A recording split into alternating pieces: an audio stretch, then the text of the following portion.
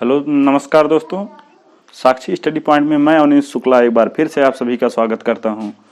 आज हम फिर से अपनी अब बट्टा वाला चैप्टर लगभग समाप्त हो गया है, तो आज से हम अपना प्रैक्टिस सेट स्टार्ट करेंगे। ठीक है, आज से अभी हम अपना प्रैक्टिस सेट स्टार्ट करेंगे, तो शुरू करते हैं।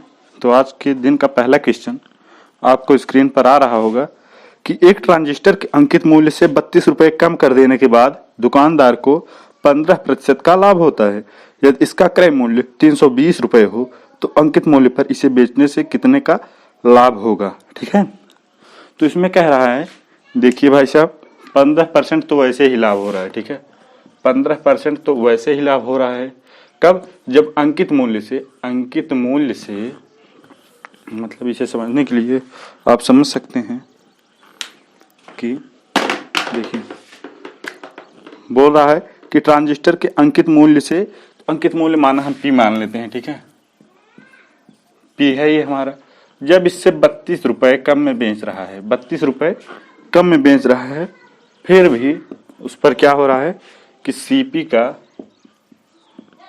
पर 100 प्लस 15 का लाभ हो रहा है। ठीक है, 100 प्लस 15 का लाभ हो रहा है बटे 100, इतने परसेंट का। ठीक है, या फिर आप ऐसे कर सकते हैं, इतना परसेंट बराबर है इतने के। ठीक है, कब?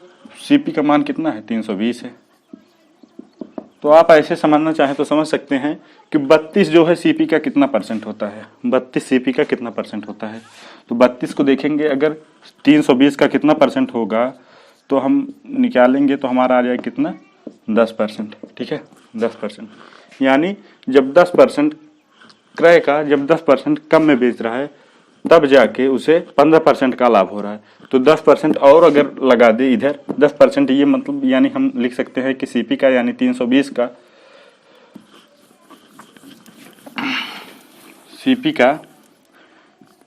सीपी का पहले तो 15% का लाभ मिल रहा है, 15% का लाभ मिल रहा है। अभी 32 और कम में बेच रहा है तो 10% और, मतलब 32 बराबर 10% और, तो 10% और लाभ ले लेगा। ठीक है, 10% और लाभ ले लेगा और यही बराबर हो जाएगा कितने के? प्राइस के, हमारे यानी क्रय मूल्य के बराबर। तो यानी अगर क्रय मूल्य पर बेचे तो कितने का लाभ होगा? तो 25% का 15 25% का लाभ होगा। इसे आप समझने के लिए चाहे तो आप ऐसे ही कर सकते हैं, या फिर आप करना चाहें थोड़ा लॉन्ग ले जा सकते हैं। लॉन्ग में ले जाएंगे तो ऐसे हो जाएगा कि जब आपका P minus 32 is equal to 320, formula आप पढ़ चुके हैं, आपको बताने की जरूरत नहीं है। ठीक है, अब उसके बाद 15% का 115 बटे 100। ठीक है, 115 बटे 100, इसको हम लिख सकते हैं 32 को कितना? P माइनस 32 को हम इसके परसेंट के रूप में लिखेंगे तो 320 गुणे 10 बटे 100। ठीक है, यानी 10%, 320 का 10%, ये माइनस है, इधर जाएगा प्लस हो जाएगा, तो वो 320 गुणे 115 बटे 100। ठीक है, वही और करेंगे तो P इज इक्वल टू हो जाएगा कितना? 320 गुणे 125 बटे 100। ठीक है, क्रय मूल्य 320 है, क्रय मूल्य का 125% बराबर होगा P के, तो यानी लाभ कितना हो रहा है? 25% का लाभ हो रहा है। तो आप जिस मेथड से चाहें उस मेथड से समझ सकते हैं, फैसला आपके हाथ में है। ठीक है, अगले क्वेश्चन की तरफ हम मूव करेंगे।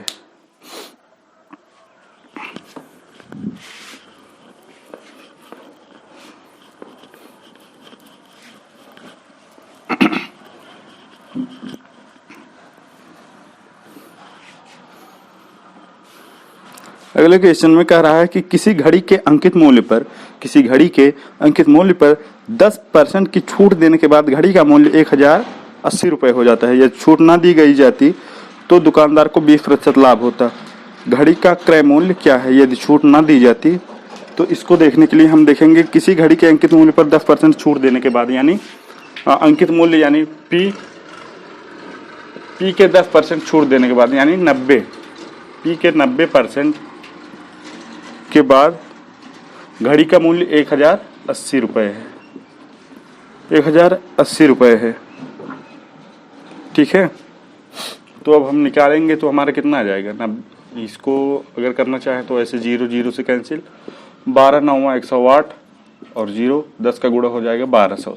तो P बराबर तो आ रहा है कितना? 1200। ठीक है, कह रहे हैं कि अगर अंकित मूल्य पर बेचा जाता तो दुकानदार को 20% का लाभ होता। 20% का लाभ यानी 120, तो यही बराबर हो जाएगा कितने के, 100 सीपी गुणे 120, सीपी गुणे 100 प्लस लाभ हो रहा है 20 का, तो 120, 120 बटे 100। ठीक है, 1200 बराबर सीपी इंटू 120 बटे 100। तो हम ऐसा करेंगे 120 दाम में 1200, 100 का गुणा इधर हो जाएगा, सीपी इज इक्वल टू निकल के आएगा हमारा कितना, 1000 रुपये। ठीक है, तो यही पूछा है कि उसका क्रय मूल्य क्या है, उसका क्रय मूल्य 1000 रुपये है। एक बार फिर से देख लेंगे, अंकित मूल्य पर अगर 10% की छूट यानी 90% बराबर है 1080 की, तो पी की वैल्यू हमारी निकल के आ रही है कितनी, 1200। 1200 कह रहे हैं कि अगर अंकित मूल्य पर बेचा जाता यानी छूट न दी जाती तो क्रय मूल्य पर उसे 20% का लाभ होता। तो क्रय मूल्य कितना है, तो क्रय मूल्य हो जाएगा आपका ऑप्शन नंबर ए जो है यानी 1000 रुपये। ठीक है, ये हो जाएगा। उसके बाद अगले क्वेश्चन की तरफ हम मूव करेंगे।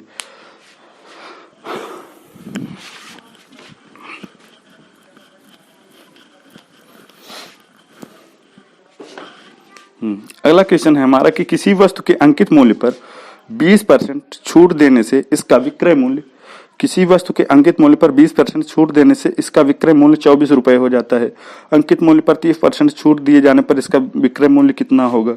तो ये कल हो चुका है, आप देखना चाहें तो एक बार फिर से देख सकते हैं, नहीं तो छोड़िए, ये तो हो ही चुका है, कल हम बता चुके हैं। तो अगले क्वेश्चन की तरफ हम मूव करेंगे। ठीक है, अगला क्वेश्चन जो है हमारा कि एक व्यापारी पंखों पर वास्तविक मूल्य से 40% अधिक मूल्य अंकित करता है। ठीक है, तथा इस पर 15% बट्टा देता है, कितने प्रतिशत का लाभ होगा। तो एक बार पहले क्या हो रहा है, 40% बढ़ रहा है, तो हम देखते हैं कितने प्रतिशत का अंततोगत्वा लाभ होगा।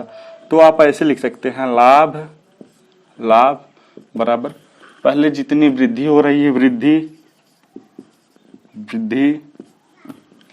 माइनस बट्टा माइनस वृद्धि इंटू बट्टा गुणे 100 बटे 100। ठीक है, तो आप या तो ऐसे लिख सकते हैं या फिर आप डायरेक्ट कर सकते हैं। पहले 40% बढ़ा रहा है तो 40%, 40, फिर क्या हो रहा है कि 15% का बट्टा उस पर दे रहा है तो 15, और क्या हो रहा है प्लस इंटू माइनस हो जाएगा। ठीक है, प्लस इंटू माइनस हो जाएगा, 40 गुणे 15 बटे 100, और इसको सॉल्व करेंगे तो 0 से 0 कैंसिल। ठीक है, अभी 15 चौका 60, 60 बटे 10 यानी 6 यहाँ पे आ जाएगा, 15 6 21, माइनस आपस में ऐड हो जाएंगे, 21 40 में से 21 अगर हम घटाएंगे तो हमारा 19 निकल के आएगा, और यही हमारा राइट आंसर होगा, जो कि आपका ऑप्शन नंबर डी होना चाहिए। ठीक है, अगला क्वेश्चन कि 20%, 15% और 5% के क्रमिक बट्टों का समतुल्य बट्टा ज्ञात कीजिए। 20%, 15% और 5% के क्रमिक बट्टों का समतुल्य बट्टा निकालना है हमको अगले क्वेश्चन में।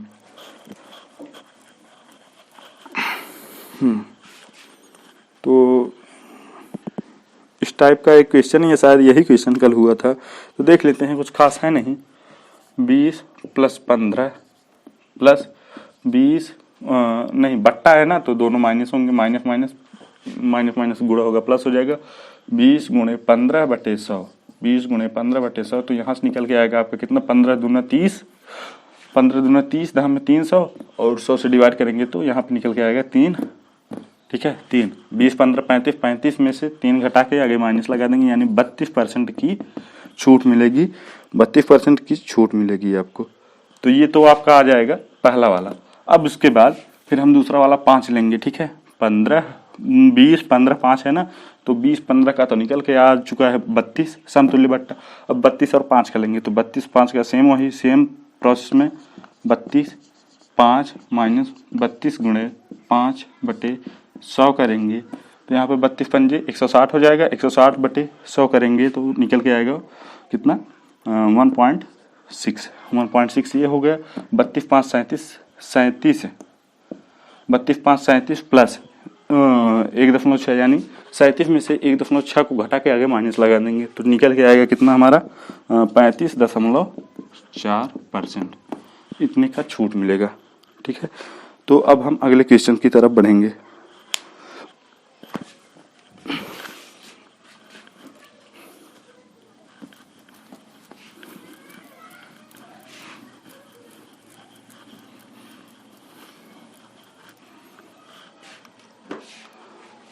तो अगला क्वेश्चन है हमारा कि एक दुकानदार एक वस्तु को उसके लिखित मूल्य पर 10% पट्टा देने के बाद भी क्रय मूल्य पर 20% का लाभ कमाता है।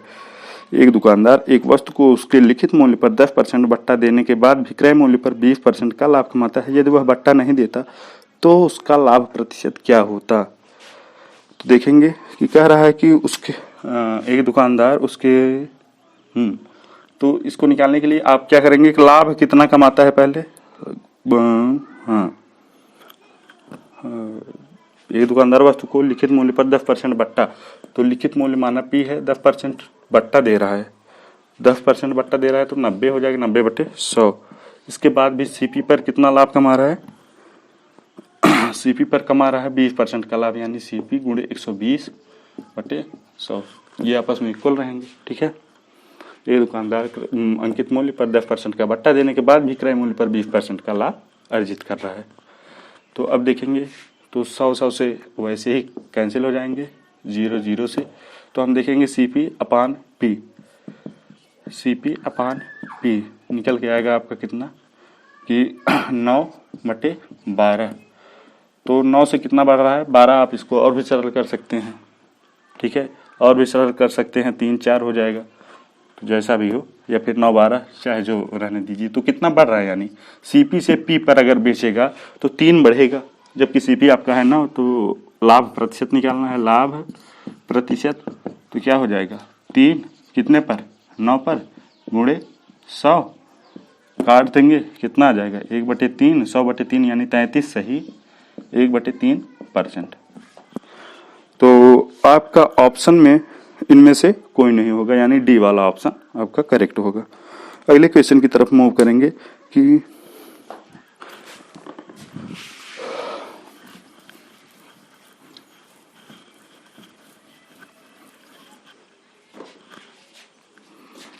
अगला क्वेश्चन है हमारा कि एक दुकानदार क्रय मूल्य से 20% अधिक मूल्य लिखता है।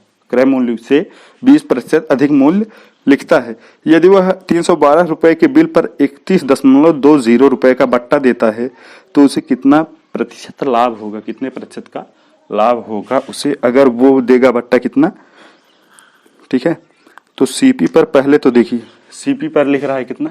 CP पर लिख रहा है 20% अधिक मूल्य लिख रहा है, यानी 100% पहले होगा, तो 20 और लिख दिए तो 120 हो गया, 120/100। ठीक है, इतना लिख रहा है। यदि 312 रुपए के बिल पर, यानी उसका विक्रय मूल्य जो होना चाहिए था प्रॉपर, वो होना चाहिए था कितना? 312 होना चाहिए था, 312, यानी विक्रय मूल्य पर क्या करता है कि इससे 31.20 रुपए कम ही लेता है, 31.20 कम ही रुपए लेता है। तो उसका लाभ टोटल कितना लाभ हो रहा है? तो हम देखेंगे कि ये तो इतना बढ़ा है, ये तो हमको पता है कि 20% बढ़ा दिया, ठीक है, 20% प्लस कर दिया है, लेकिन ये कितना परसेंट है ये करेंगे तो हमको सक्सेसिव वाला फार्मूला हम अप्लाई कर सकते हैं। तो ये कितना परसेंट होगा? 312 का ये कितना परसेंट घट रहा है? तो हम देखेंगे कि ये हो जाएगा कितना परसेंट? 10%। तो 10% यानी घट रहा है, पहले 20% बढ़ाया फिर 10% घटा दिए, यानी 20 - 10 -20 × 10/100। आप ऐसा कर सकते हैं, 00 से 00 कैंसिल, 2 बचा, 10 2 12, 20 में से 12 गए 8, तो ये आपका आंसर हो जाएगा।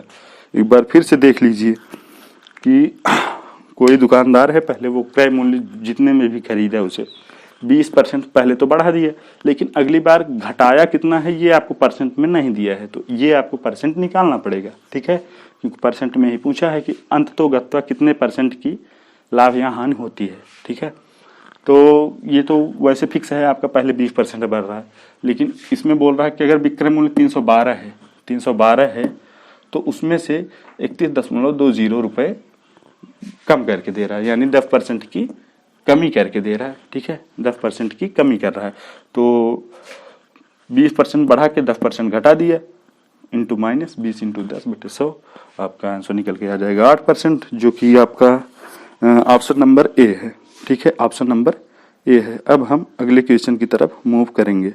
ठीक है, अब हम अगले क्वेश्चन की तरफ मूव करेंगे।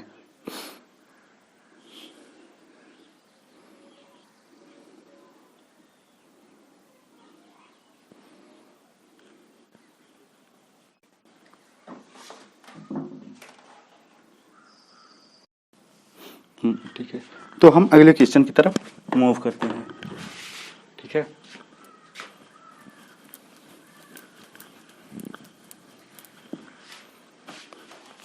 अगला क्वेश्चन है हमारा कि यदि एक व्यापारी सूची मूल्य क्या होता है? मतलब वही लिस्ट प्राइस, अंग्रेजी में बोलेंगे लिस्ट प्राइस, यानी क्या, अंकित मूल्य। ठीक है, एक व्यापारी सूची मूल्य पर 10% छूट देने के बाद किसी वस्तु पर 5% लाभ कमाना चाहता है। ठीक है, एक व्यापारी लिस्ट प्राइस पर सोच रहा है कि पहले 10% की छूट दे दे वो। ठीक है, पी पर 10% की छूट, यानी पी गुणे 90/100। अभी सोच रहा है कि उसके बाद उसे क्रय मूल्य पर 5% का लाभ होगा, 5% का लाभ हो। ठीक है, तो वह क्रय मूल्य को कितना बढ़ाकर सूची मूल्य पर लाए, क्रय मूल्य को कितना बढ़ाकर सूची मूल्य पर लाए, ताकि हाँ, तो सीपी और इस पर कितना लाभ हो, 5% का लाभ हो, यानी 105/100। तो कह रहा है कि क्रय मूल्य से विक्रय मूल्य कितना प्रतिशत अधिक होना चाहिए। एक्चुअली कहने का मतलब ये है। तो आप ऐसे सेट कर सकते हैं कि एक व्यापारी सोच रहा है वो क्रय मूल्य पर 5% लाभ तब भी कमाए जबकि वह अंकित मूल्य पर 10% छूट दे, तब भी। तो वो क्रय मूल्य जितने में खरीदा है उससे कितना ज्यादा बढ़ा के उसको टाइप करके लिखे कि एमआरपी इसका इतना है। ठीक है, तो आई होप क्वेश्चन समझ गए होंगे। तो अब देखते हैं, तो उसको हम क्वेश्चन को इस फॉर्म में लिख लेंगे। ठीक है, इस फॉर्म में लिख लेंगे, उसके बाद सीपी अपॉन पी का रेशियो निकाल लेंगे। तो 100 से कैंसिल हो जाएंगे, 5 से इसको काटेंगे तो 18×5 = 90, 21×5 = 105, यानी 18 से 21 बढ़ रहा है। किस पर बढ़ रहा है? बढ़ रहा है ये 18 पर। तो देखते हैं कि सीपी बटे पी इक्वल टू हो जाएगा 18/21, यानी आप डायरेक्ट ले सकते हैं। सीपी आपका 18 है और पी अगर आपका 21 हो रहा है तो कितना बढ़ रहा है? ये 3 बढ़ रहा है। किस पर बढ़ रहा है? 18 पे। तो प्रतिशत वृद्धि कितनी हो जाएगी? प्रतिशत वृद्धि कितनी हो जाएगी? कितनी प्रतिशत बढ़ा दे? तो 3/18 × 100, 3/18 × 100। तो इसको काटेंगे, 1/6 आ जाएगा और 100 में 6 का भाग देंगे तो 16 सही 2/3%। 16 सही 2/3%। ये कैसे आया? आप परसेंटेज क्लास में सीख चुके होंगे कैसे आया। ठीक है, तो ये आपका हो जाएगा, जो कि आपका ऑप्शन नंबर बी है। ठीक है, ऑप्शन नंबर बी है। अगले क्वेश्चन की तरफ मूव करते हैं हम।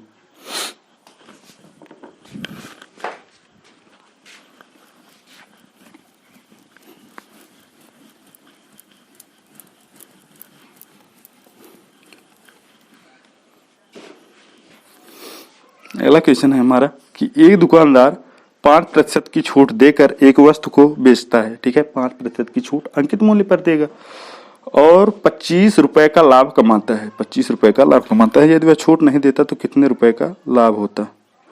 यदि वह छूट नहीं देता तो कितने रुपए का लाभ होता? तो देख लीजिए, क्वेश्चन आपके सामने लिखा हुआ आएगा कि एक दुकानदार, तो अंकित मूल्य इसका पी रहा होगा, यानी पी पर 95। ठीक है, 95% पर बेचता है, पी के 95% पर बेचता है और क्या करता है कि 25 रुपए का लाभ कमाता है। किस पर? सीपी पर। तो प्लस सी इंटू पी, सीपी पर 25 रुपए का लाभ कमाता है। बस यही हमको मिला है। तो हम क्या निकाल सकते हैं इससे? ये हमारा एक इक्वेशन बन जा रहा है क्या, कि CP plus 95 P/100 equal to 25 CP, यानी हम कर क्या सकते हैं कि हम कर ये सकते हैं कि 95 P/100 minus CP equal to 25। क्या आपको लग रहा है कि इससे आएगा? नहीं आएगा, इससे नहीं आएगा। तो इसके लिए आपको ऑप्शन में दिया है इनमें से कोई नहीं, क्योंकि इसके लिए होता है आंकड़े अपर्याप्त हैं, क्योंकि आपको यहाँ पर कुछ प्रतिशत देना चाहिए था। प्रतिशत देना चाहिए था कि इतने प्रतिशत का लाभ हो रहा है, लेकिन यहाँ पर अंक दे रहा है, तो इसलिए आपके आंकड़े अपर्याप्त हैं। ऑप्शन नंबर डी होगा। इस टाइप के भी क्वेश्चन आ जाते हैं, तो कई बार आंकड़े अपर्याप्त दिया रहता है, कई बार नोटा दिया रहता है, यानी नन ऑफ द अबव, इनमें से कोई नहीं। तो इसमें डी वाला ऑप्शन सही होगा, इनमें से कोई नहीं। ठीक है, अब हम अगले क्वेश्चन की तरफ मूव करते हैं कि एक व्यापारी किसी वस्तु के अंकित मूल्य के प्रत्येक भुगतान पर 10% की छूट देता है, फिर भी 10% लाभ कमाता है और वस्तु का अंकित मूल्य 77 रुपये हो, तो उसका क्रय मूल्य क्या होगा। कह रहा है कि एक व्यापारी किसी वस्तु के अंकित मूल्य के प्रत्येक भुगतान पर 10% की छूट देता है, 10% की छूट देता है। तो P गुणे 90 बटे 100 और फिर भी 10% का लाभ कमाता है, यानी CP पर कितना पाता है, 110 बटे 100 ये कमाता है। कह रहा है कि यदि वस्तु का अंकित मूल्य 77 रुपये हो, यदि वस्तु का अंकित मूल्य कितना है, 77 रुपये, तो उसका क्रय मूल्य क्या होगा। क्रय मूल्य क्या होगा, इसको निकालने के लिए आप ऐसे कर सकते हैं, 0 से 0 कैंसिल, यानी अगर आपको यहाँ से क्रय मूल्य निकालना हो ना, तो CP बराबर हम क्या लिख सकते हैं कि P गुणे 9 बटे 11। ठीक है, P गुणे 9 बटे 11, यानी इसके स्थान पर लिखेंगे हम क्या, 77 गुणे 9 बटे 11 और काट देंगे 7 9 7 63, आ जाएगा हमारा 63, जो कि ऑप्शन नंबर सी सही होगा। एक बार फिर से हम इसे समझ लेंगे, क्योंकि ये थोड़ा हो सकता है कॉन्सेप्ट न बन पाए। तो देखिए यहाँ पर कह रहा है कि एक व्यापारी किसी वस्तु के अंकित मूल्य के प्रत्येक भुगतान पर 10% की छूट देता है, ये किस्त वाला नहीं है। ठीक है, तो प्रत्येक यानी जितनी बार लोगे आप, जब भी लोगे, यानी जब लोगे तभी आप 10% की छूट प्राप्त करोगे। ठीक है, 10% की छूट प्राप्त करेंगे तो कोई भी प्राइस अपना 100% रहता है, कोई भी चीज़, तो प्राइस भी अपना 100% ही रहा होगा। 10% की उस पर छूट मिली तो 90 हो गया, 90%, और 90 बटे 100 ये बराबर रहेगा कितना, क्योंकि क्रय मूल्य का कितना, 110 बटे 100, क्योंकि क्रय मूल्य पर 10% का लाभ कमाता है। तो इसको हम फिर दिखा दिए कि CP बराबर क्या निकल के आएगा, CP और P में क्या संबंध है, यानी क्रय मूल्य और अंकित मूल्य में क्या संबंध है। तो कह रहे हैं कि क्रय मूल्य जो होता है वो अंकित मूल्य का 9/11 होता है। ठीक है, 9/11 होता है। ठीक है, तो उन्होंने कहा कि अगर अंकित मूल्य 77 है तो उसका 9/11 कितना होगा, तो 77 का 9/11 निकल के आएगा कितना, 63। तो हमारा ऑप्शन नंबर सी सही हो जाएगा। ठीक है, और ये हमारा लास्ट क्वेश्चन होगा, अगला क्वेश्चन हमारा लास्ट क्वेश्चन होगा। तो ये क्वेश्चन बोल रहा है कि 15,000 रुपए के बिल के लिए 50% के एक बट्टे तथा 2 क्रमिक बट्टे कितना 30% और 20% का अंतर रुपए में क्या होगा। 30% और 20% का अंतर रुपए में क्या होगा। ठीक है, अगला क्वेश्चन हमारा ये है, देखते हैं।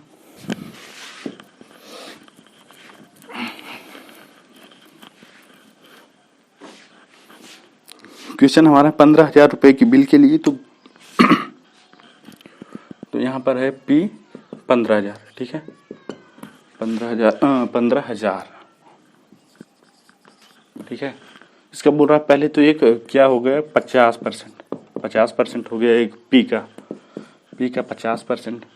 दूसरा क्या बोल रहा है कि 30 और 20 का क्रमिक बट्टा, तो 30 और 20 का क्रमिक बट्टा अगर आप निकालेंगे, 30 - 20 प्लस 30 × 20 बटे 100, तो ये तो हो जाएगा आपका 50, यानी 50% ये भी हो जाएगा, 50% ये भी, प्लस कितना हो जाएगा, 0 0 से कैंसिल, 6%।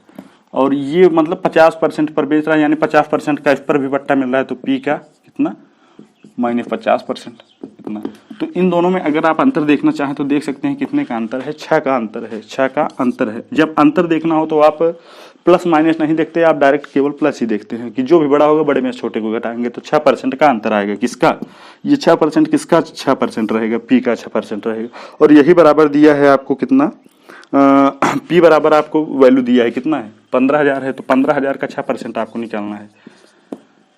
15,000 का 6% आप निकालेंगे तो आपका निकल के आएगा कितना, कि 6/100 लिख सकते हैं, इसको परसेंट हटा के 6/100 लिख सकते हैं। 00 से 00 कैंसिल, आ जाएगा आपका 15 छक्का 90 और 900। एक बार फिर से देख लेते हैं कि बोल रहा है कि P आपका वैल्यू दिया है 15,000। ठीक है, इसका बोल रहा है कि 50% और 30 तथा 20% का क्रमिक बट्टा, इन दोनों में कितना अंतर है। तो आप अगर इसको निकालेंगे भी तो 50 - 6 करेंगे तो कितना आएगा, 44 आएगा। 44 और 50 में कितना अंतर है आप बताइए। 44 - 44 यानी 44% का बट्टा है और ये 50% का बट्टा है। तो 44 और 50 में कितना अंतर है, 6% का अंतर है। 44% और 50% में 6% का अंतर होगा।